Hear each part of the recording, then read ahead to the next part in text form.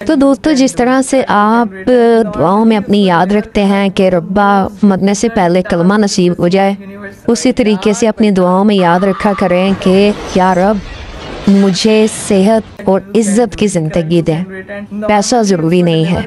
ये बात किस लिए मैं बोल रही हूँ?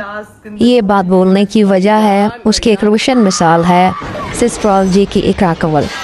अब देखें, पैसा है, खुशहाली है, सब कुछ है, लेकिन इज्जत नहीं है। अब हर जगह के ऊपर आप देख लें, टिकटॉक हो जाए, फेसबुक हो जाए, जब से इसने बेटी पैदा की है, इस औरत की उस लेवल की चित्रोल हो रही है कि जो इससे पहले शायद कभी भी ना हुई हो।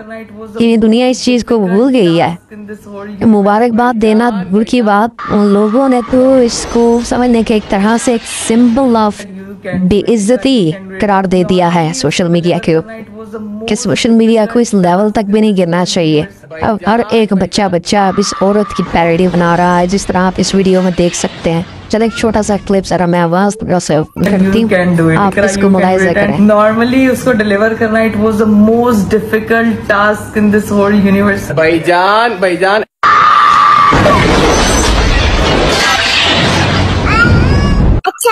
जी, तो देख लिया आपने। अब आप मुझे ये बताएं कि इस फैमिली की रिस्पेक्ट की तरह, where is the respect? Social एक माशरती रिस्पेक्ट होती है इंसान की, यानी पैसा और बाकी सब चीज़ें, ज़रूरियात वगैरह वो ज़िंदगी का हिस्सा है, तो लेकिन रिस्पेक्ट वो एक लाज़िम व मलज़ूम कह लें कि जुज़ है आपकी लाइफ का। अगर इंसान की अपनी नज़र में रिस्पेक्ट ना हो, सोशली रिस्पेक्ट ना हो, मोहल्ले में बाहर ना निकल सके, अब मैं शर्तिया आपको एक चीज़ लिख के देती हूँ कि जहाँ से ये अब गुजरेगी, इसको लाजमी तौर के ऊपर लोग तेज़ करेंगे। Iqra you can wait. It was so difficult task. It was so difficult task. इस तरह की चीज़ें इसके पास से गुजरने वाले लोग अब सुनाएंगे। ये रिस्पेक्ट नाम की कोई चीज़ नहीं रही है इस खानदान की। पैसा बहुत है, लोग उसके 4, 5, 8, 10 हज़ार डॉलर में शायद कमा लेते हैं, ठीक है, लेकिन महीने का हो सकता है करोड़ों रुपया कमा रहे हैं, पर इज्जत कहाँ गई? यानी उस लेवल पे आ गई हैं जिस लेवल के ऊपर आप कह लें कि जिस तरह से वो मिसाल नहीं होती कि पैसा तो कंजरा खोल दी बहुत अंदर, इज्जत नहीं होती। तो ये कंजरों में अब इनकी गिनती होना शुरू हो गई है, इनकी अपनी हरकतों की वजह से। उसमें सरासर कसूर इनका है।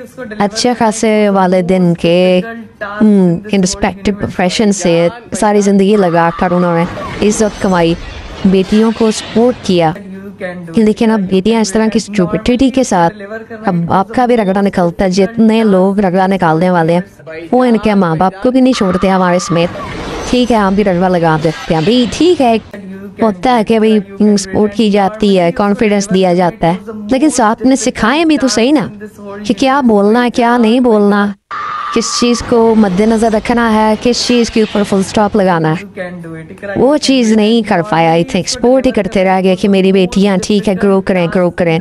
कॉन्फिडेंस आए उनके अंदर, दुनिया में अपने पहचान बनाए, लेकिन बेटियों की ज़ुबान के ऊपर थोड़ा सा ताला तो लगाएं कि हाँ भाई, इस हद ये आपकी हदूद है। हदूद तो अल्लाह ताला ने भी सबके लिए फिक्स की है, ठीक है, नबी इकराम ने भी हदूद को डिलीवर किया कि ये आपकी हदूद है अल्लाह की तरफ से, इससे आगे नहीं जाना आपने।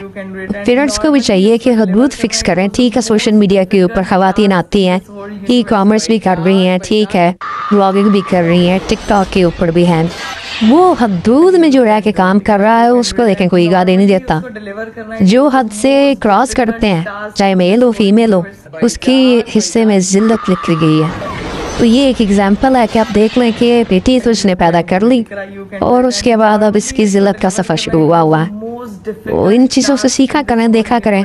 ये चीज़ें आप तक लेके आने का मकसद यही है कि आप इनको देखें और उन हदूद का तयन करें, उन लिमिट्स का तयन करें जो कि हमारे लिए सेट की गई हैं।